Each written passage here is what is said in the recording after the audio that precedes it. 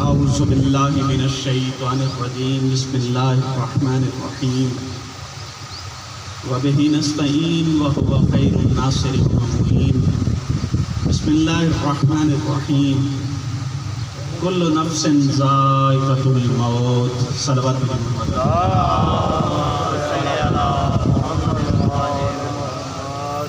پہلے تو تمام اہل ایمان سے گزارش ہے کہ تھوڑا تھوڑا آگے تشریف لے آئیں کیونکہ بعد میں آنے والوں کو مشکل نہ ہو۔ تھوڑا تھوڑا ہمارے ساتھ تعاون کیجیے، آگے تشریف لے آئیے۔ درود بھیجیے محمد علیہ وسلم۔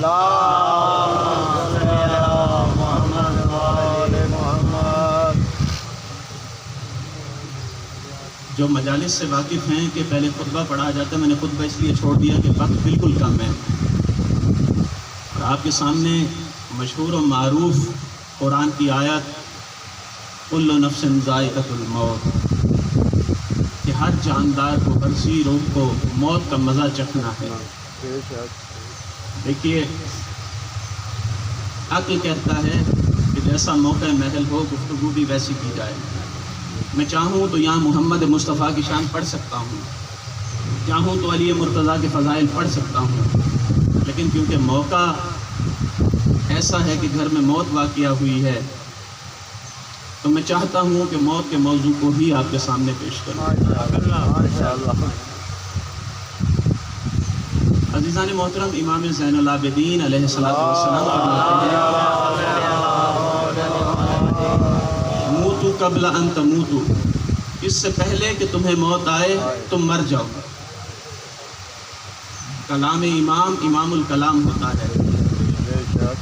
دیکھیے، امام یہ نہیں کہہ رہے کہ موت آنے سے پہلے خودکشی کر کے مر جاؤ، نہیں، موت آنے سے پہلے اپنے آپ کو اس طرح تیار رکھو، اپنے نفس کو اس قدر مار دو کہ پھر موت آ جائے تو تمہیں پرواہ بھی نہ ہو۔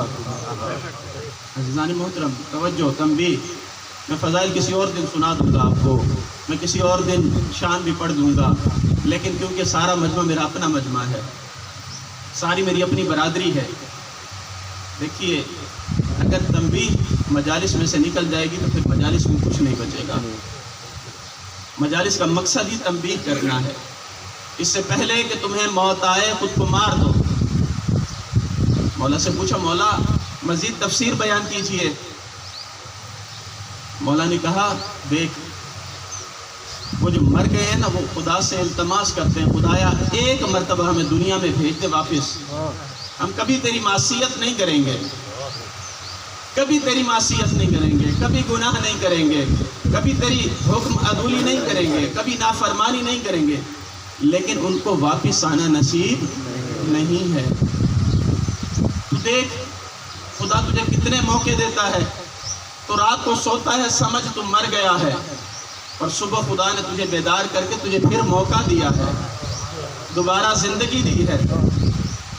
تو کسی کے جنازے کی طرف دیکھ تو سوچ کہ تیرا اپنا جنازہ جا رہا ہے، جب کسی کو قبر میں اتار تو سوچ کہ تجھے قبر میں اتارا جا رہا ہے۔ دوستو، قالو ریاض حسین جعفری، شام کو بالکل ٹھیک، صبح بالکل ٹھیک، اور اچانک سے دارِ بقا کی طرف کوچ بھی کر گئے، پتہ بھی نہیں چلا۔ صبح 10 بجے ہم نے تیاری کیا، اور میں نوٹ کر رہا تھا 5:30 بجے ہم دفنا بھی چکے تھے۔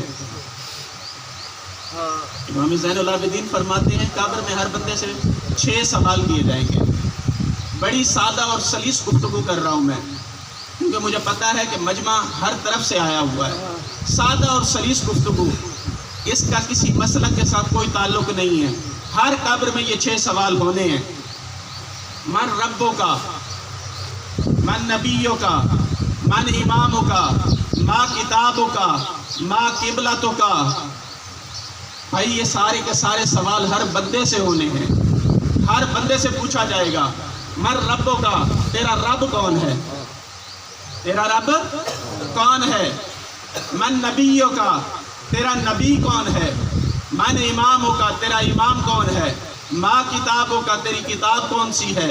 ما قبلتوں کا، تیرا قبلہ کون سا ہے؟ بتا، یہ سارے سوال ہر بندے سے پوچھے جائیں گے۔ کتنا غفور و رحیم ہے وہ خدا کہ جس نے تمہیں زندگی میں آنے سے پہلے سوال دے دیے اور کہا کہ یہ سوال ہے، ساتھ میں کتاب بھی دے رہا ہوں، جس کتاب میں سے ان کے جواب ڈھونڈ کر لانا۔ سمجھ گئے ہیں میری مراد قرآن کریم فرقان حمید ہے۔ کہا اگر پھر بھی تم نہ ڈھونڈ سکو تو میں تمہیں 14 ہادی دے رہا ہوں، ان 14 ہادیوں کے پاس چلے جانا۔ کسی سوال میں کوئی مشکل ہو تو ان کے در پہ آ کے جھک جانا۔ ان کے در پہ کوئی مشکل نہیں ہوتی، وہ مشکل کشا ہیں، بلکہ اس سے بڑا جملہ کہتا ہوں، ان کے بچے مشکل کشا ہیں۔ 6 سوال بظاہر دینیات کی ہر کتاب میں ان کا جواب پایا جاتا ہے۔ پھر اللہ نے اتنے آسان سوال قبر میں کیوں پوچھے؟ میں بڑی سادہ اور سلیس گفتگو کر رہا ہوں۔ اللہ نے آخر یہ چند سوال، آسان سے سوال ہر بندے سے کیوں پوچھنے ہیں؟ کیا اس مجمع میں کوئی ایسا بچہ بھی بیٹھا ہے جسے پتہ نہیں کہ میرا رب میرا پروردگار؟ کسی کو نہیں پتا کہ میرا نبی محمد مصطفیٰ ہے، کسی کو نہیں پتا میرا امام علی ہے، کسی کو نہیں پتا میری کتاب قرآن کریم ہے، کسی کو نہیں پتا کہ میرا قبلہ کعبہ ہے۔ سب کو پتا ہے۔ توجہ کا طالب ہوں تو پھر خدا یہ سوال پوچھ کیوں رہا ہے؟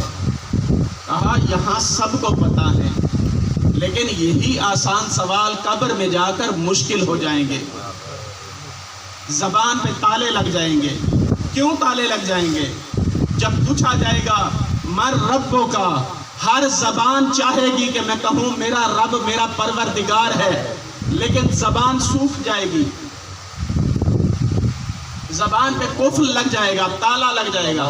کیوں؟ ساری زندگی تو تو نے رب کے سامنے سجدہ نہیں کیا۔ مجھے پتا ہے باتیں سخت ہیں، لیکن کیا کروں، یہ بتانا ضروری ہے، میری ذمہ داری ہے۔ ساری زندگی رب سے روگردانی کی، رب کی نافرمانی کی۔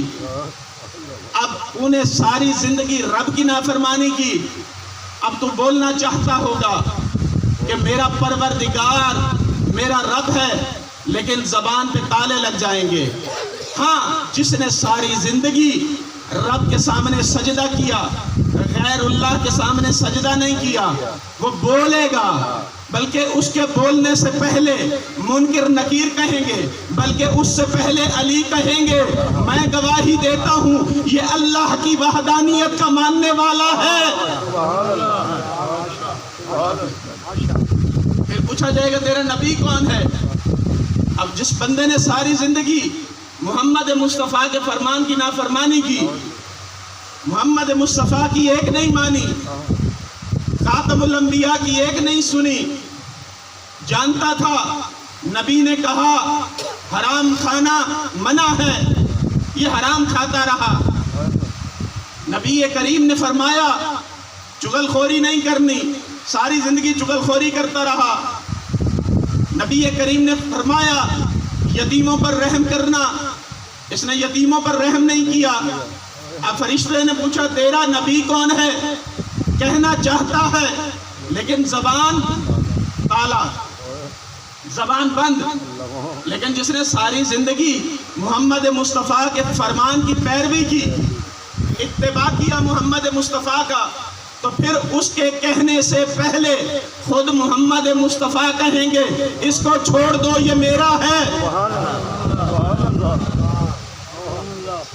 اب امام کے بارے میں جس نے علی کی ایک نہیں مانی، علی کہہ رہے ہیں میں اس رب کو سجدہ کرتا ہوں کہ جس نے مجھے بھی خلق کیا، میں اس رب کو سجدہ کرتا ہوں جو محمد مصطفیٰ کا بھی رب ہے، اور تو اپنا رب بناتا پھرے۔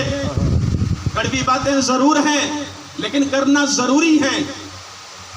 لیکن جس نے ساری زندگی علی کے فرمان کے آگے سر کو جھکا دیا، بس پھر علی بھی کہیں گے یہ بندہ میرا ہے، چھوڑ دو اس کو۔ قرآن کی باری آئے گی، ماں کتابوں کا۔ اب جس نے ساری زندگی قرآن کو ہاتھ نہیں لگایا، ایک بڑا المیہ ہمارے ہاں یہ سمجھا جاتا ہے کہ گھر میں جو سب سے اونچی جگہ ہے وہاں پر قرآن کو رکھا جائے۔ یہ قرآن کی عزت ہے. میں کہتا ہوں ایسی جگہ رکھو جہاں تمہارا ہاتھ پہنچ سکے، یہ قرآن کی عزت ہے. جہاں تمہارا ہاتھ بھی نہ پہنچ سکے یہ قرآن کی عزت نہیں، یہ قرآن کی توہین ہے، یہ توہین قرآن ہے. سارا سال مٹی پڑی رہتی ہے قرآن پہ، کوئی قرآن کا غلاف کھول کے نہیں دیکھتا. اب قبر میں تو کہے گا کہ میری کتاب قرآن ہے، تو قرآن کہے گا تو نے اس وقت مجھے ہاتھ نہ لگایا، تو نے مجھ سے رابطہ قائم نہیں کیا، جا تیرا اور میرا بھی کوئی رابطہ نہیں. لیکن جن گھروں میں قرآن پڑھا جاتا ہے، اس سے پہلے کہ منکر نکیر سوال کریں گے، قرآن آگے بڑھ کے گواہی دے گا، یہ میرا قاری تھا، یہ میری قرات کرتا تھا، یہ مجھ سے درس ہدایت لیتا تھا، میرے فرامین پر چلتا تھا، میرے سامنے سر کو جھکاتا تھا، میں کلام اللہ گواہی دیتا ہوں، یہ عبد خدا ہے، اسے چھوڑ دو. اللہ اکبر. قبلے کی باری آئے گی، قبلے کے بارے میں سوال ہوگا، ما قبلتک، تیرا قبلہ کون سا ہے؟ اب جس بندے نے ساری زندگی قبلے کی طرف منہ کر کے نماز ہی نہیں پڑھی، ساری زندگی اچھا ابھی وقت ہے پھر پڑھ لوں گا، اور تربیت کا ایک اصول بھی دے کے جاؤں ذمہ داری سمجھتے ہوئے، بچوں کو ابھی سے نماز پڑھانا شروع کر دیں.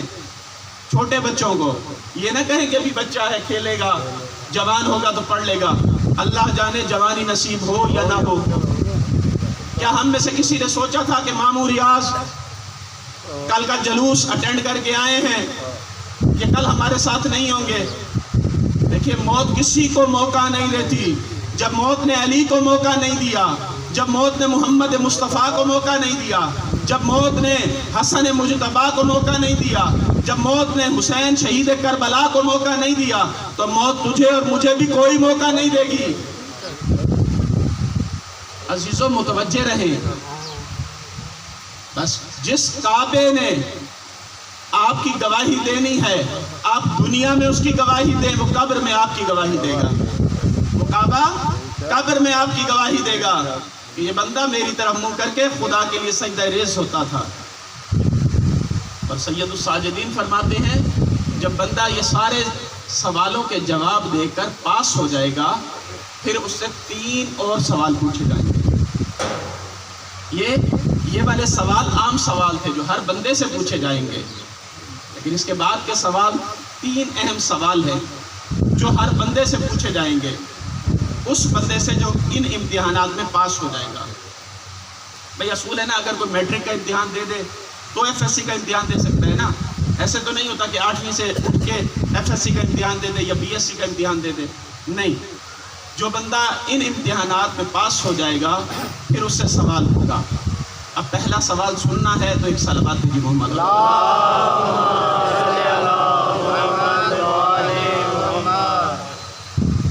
پہلا سوال نعمت کے بارے میں ہوگا. اے بندے خدا، میں نے تجھے نعمات دی تھی، تو نے میری نعمات کو کہاں استعمال کیا، کہاں صرف کیا؟ میں نے تجھے جوانی دی تھی، تو نے جوانی فیس بک پہ لگائی، یوٹیوب پہ لگائی، واٹس ایپ پہ لگائی، یا میرے قرآن پہ لگائی، یا محمد کے فرمان پہ لگائی؟ تو نے جوانی کہاں پر لگائی؟ پہلا سوال نعمت. تجھے میں نے پیسہ دیا تھا، تو نے پیسہ کہاں استعمال کیا؟ تجھے میں نے گھر دیا تھا، تو نے گھر کو کہاں استعمال کیا؟ گھر کو میرا عبادت قدہ بنایا تھا یا میں خانہ بنایا تھا؟ میرے دی ہوئی نعمات کو تو نے استعمال کہاں کیا؟ گھر میں تو قرآن کی تلاوت کرتا تھا یا گانے سنتا تھا؟ گھر میں تو نعت محمد مصطفیٰ سنتا تھا یا کسی اور قسم کے لہو و لعب کی محفلیں سجایا کرتا تھا؟ میں نے تجھے ماں باپ دیے تھے، تو نے ماں باپ کے ساتھ کیا سلوک کیا؟ اہم سوال، اہم سوال. قرآن میں 4 مقامات پہ اللہ نے کہا ہے کہ میری عبادت کرو، میرے علاوہ کسی کا شریک قرار نہ دو، میرے ساتھ کسی کو بھی شریک قرار نہ دو.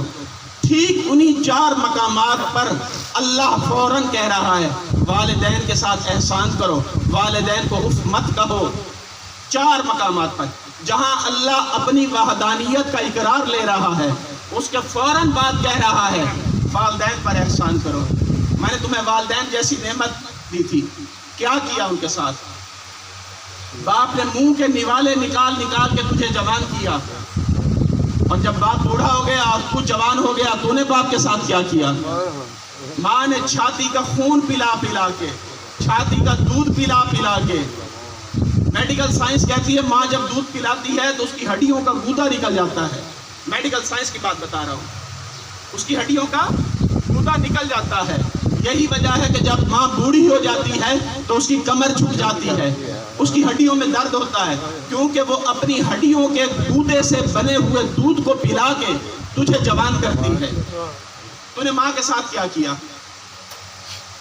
میں نے تجھے بہن بھائی دیے تھے، کیا بہن بھائیوں کے ساتھ تو نے اناد رکھا، دشمنی رکھی؟ وہ میری مجلس پہ نہیں آیا، میں اس کی مجلس پہ نہیں جاؤں گا. اس نے میرا کھانا نہیں کیا، میں اس کا کھانا نہیں کروں گا. اس نے میری عزت نہیں کی، میں اس کی عزت نہیں کروں گا. ان نعمات کو تو نے کہاں پر استعمال کیا؟ اب نعمات گنوانے بیٹھو، خدا کی قسم صبح ہو جائے گی. اللہ کی نعمات، آنکھ اللہ کی نعمت، کان اللہ کی نعمت، ناک اللہ کی نعمت، زبان اللہ کی نعمت، سانس لینا اللہ کی نعمت، بال اللہ کی نعمت، پیشانی اللہ کی نعمت، پیشانی پہ بال اللہ کی نعمت، پھیپھڑے اللہ کی نعمت، دل اللہ کی نعمت. خدا نے کتنی نعمات ایسے دی ہیں. جب تم سانس لیتے ہو تمہیں کوئی محنت کرنا پڑتی ہے؟ کسی کو محنت کرنا پڑتی ہے سانس لینے؟ بھائی میں بول بھی رہا ہوں، سانس بھی لے رہا ہوں، آپ بیٹھے بھی ہیں، دل دھڑک رہا ہے. دل دھڑکانے کے لیے آپ کو کوئی پیسے دینا پڑ رہے ہیں؟ نہیں، کچھ بھی نہیں. اللہ پوچھے گا میں نے یہ نعمات دی تھی، تو نے نعمات کہاں لگائی؟ یہ سوال ہے، اور بڑا اہم سوال ہے کہ وہ نعمات تو نے کہاں پر لگائی. ایک مرتبہ میرے صادق مولا امام صادق علیہ السلام، بس میں گفتگو کو سمیٹنے لگا ہوں، آخری بات کر کے ذکر مصائب کی طرف آنے لگا ہوں. میرے صادق مولا دسترخوان لگا کر بیٹھے تھے، اور دسترخوان پر انواع و اقسام کے کھانے تھے. ایک شخص آیا، اس نے آ کر کہا، میرے مولا کو نہیں جانتا تھا کہ صادق مولا کون ہے. اس نے آ کر کہا، اے شخص تجھے خدا سے حیا نہیں آتا؟ میرے مولا نے کہا کیوں؟ کہا تو ایک ہی وقت میں اتنی نعمات خدا دسترخوان پہ سجا کے بیٹھا ہے، تجھے خدا سے خوف نہیں آتا؟ میرے مولا نے کہا کیوں؟ کہا تو نے قرآن نہیں پڑھا؟ کہا پڑھا ہے. کہا قرآن میں تو نے یہ آیت نہیں پڑھی، بسم اللہ الرحمن الرحیم، ثم لتسألن یومئذ عن النعیم، اس دن نعمت کے بارے میں سوال ہوگا. میرے مولا نے کہا میں نے پڑھی ہے. میرے مولا کو نہیں جانتا تھا، وہ یہ نہیں جانتا تھا کہ یہ صادق آل محمد ہے، سچوں میں سے سچا ہے. وہ یہ نہیں جانتا تھا کہ قرآن انہی کے گھر میں نازل ہوا ہے. وہ یہ نہیں جانتا تھا کہ یہ ناطق قرآن ہے. وہ یہ نہیں جانتا تھا کہ حقیقی تفسیر قرآن تو انہی کے پاس ہے. وہ یہ نہیں جانتا تھا کہ جس کے بارے میں امام ابو حنیفہ نے کہا تھا لولا السنتان لہلک النعمان، اگر وہ 2 سال جو میں نے صادق آل محمد کے سامنے زانو ادب طے کہ نہ ہوتے تو نعمان ہلاک ہو گیا ہوتا. وہ نہیں جانتا تھا. میرے مولا نے کہا تو جانتا ہے کہ تفسیر بالرائے حرام ہے؟ کہا ہاں میں جانتا ہوں تفسیر بالرائے حرام ہے.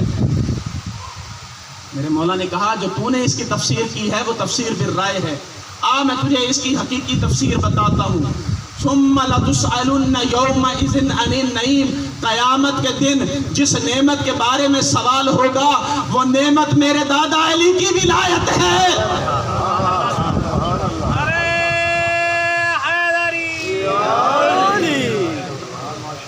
بس دلیل دے کے آگے بڑھنے لگتا ہوں.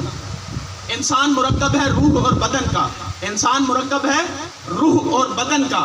ان میں سے مہم ہے روح، بدن مہم نہیں ہے. یہی تو وجہ ہے کہ جب گھر میں خالی بدن پڑا ہوتا ہے تو ماں باپ بہن بھائی چھوٹے بڑے رشتہ دار سارے رو رہے ہوتے ہیں. بھئی اگر وہ بدن مہم ہے وہ تو تمہارے پاس موجود ہے، پھر کیوں رو رہے ہو؟ اصل چیز ہے روح. اب روح نکل گئی تو بندہ کسی کام کا نہیں. اس روح کو رو رہے ہیں. کل اس گھر میں اس روح کو رویا جا رہا تھا، اس بدن کو نہیں رویا جا رہا تھا. انسان مرکب ہے روح اور بدن کا. بدن کو ہاتھ لگایا جا سکتا ہے، بدن کو چھوا جا سکتا ہے، روح کو چھوا نہیں جا سکتا، کیونکہ روح ہے مجرد اور بدن ہے مادہ، میٹر. جس کو چھوا جا سکتا ہے. مثلا موبائل کو چھوا جا سکتا ہے، مادہ ہے. تسبیح مادہ، ممبر مادہ، یہ کرسی مادہ، لیکن روح کو نہیں چھوا جا سکتا کیونکہ وہ مجرد ہے. ماں باپ کی محبت کو چھوا جا سکتا ہے؟ نہیں چھوا جا سکتا، مجرد ہے. بیٹے کے ساتھ محبت کو چھوا جا سکتا ہے؟ کوئی بتا سکتا ہے کہ بیٹے کے ساتھ کتنی محبت ہے؟ نہیں بتایا جا سکتا کیونکہ اس کا اندازہ نہیں لگایا جا سکتا، وہ مجرد ہے. تو بس جب قبر میں سوال ہوئے تھے تو وہ سارے کے سارے مجرد تھے، کوئی مادی سوال نہیں تھا. اللہ کو نہیں چھوا جا سکتا، محمد کو نہیں چھوا جا سکتا. امام علی علیہ السلام ابھی نہیں ہے، ان کی ولایت کو نہیں چھوا جا سکتا. کعبے کی معنویت کو نہیں چھوا جا سکتا، روح کعبہ کو نہیں چھو سکتے. قرآن کو چھو سکتے ہو، قرآن کی معنویت کو نہیں چھو سکتے. یہی وجہ تھی کہ میرے مولا نے فرمایا تھا اگر ادھر مادی سوال ہوتے ادھر بھی مادی سوال ہوتا، ادھر بھی مجرد سوال تھا ادھر بھی مجرد سوال ہے. ادھر قبر میں تجھ سے کیلوں کا سوال نہیں ہوگا، سیب کا سوال نہیں ہوگا، تجھ سے کھانے کا سوال نہیں ہوگا. جو سوال ہوگا وہ علی کی ولایت کا ہوگا.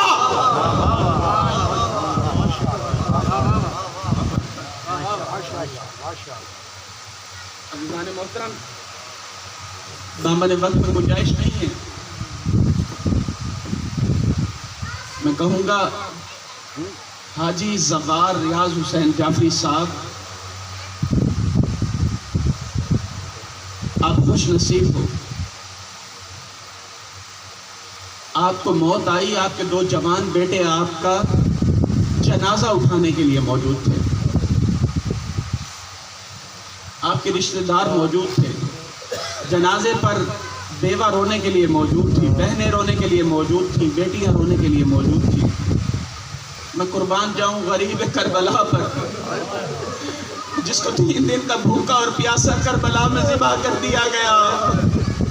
ہے بیٹا موجود ہے لیکن ہاتھوں میں ہتھکڑیاں ہیں، بیٹی موجود ہے لیکن ہاتھوں میں رسن ہے بیٹا موجود ہے لیکن باپ کو کفن نہیں دے سکتا، ہے بیٹی موجود ہے لیکن سر پہ ردا نہیں، بہن موجود ہے لیکن سر پہ ردا نہیں. بھئی یہی تو وجہ تھی جب 11 محرم کو سیدہ زینب کو حسین کے جنازے کے قریب سے گزارا گیا تو سیدہ نے ایک بیان کیا، کہا اگر میرے ہاتھ کھلے ہوتے اور میرے سر پر ردا ہوتی حسین تجھے بے کفن چھوڑ کر نہ جاتی.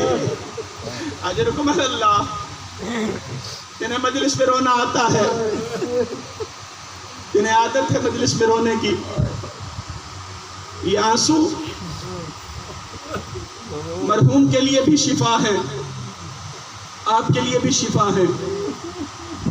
میرا دل چاہتا ہے اول مظلوم مولا علی علیہ السلام کے چند جملے پڑھ دوں، کیونکہ میرا ماموں مولا علی علیہ السلام کا جلوس نبھا کر علی کی مجلس سن کر گھر آیا تھا.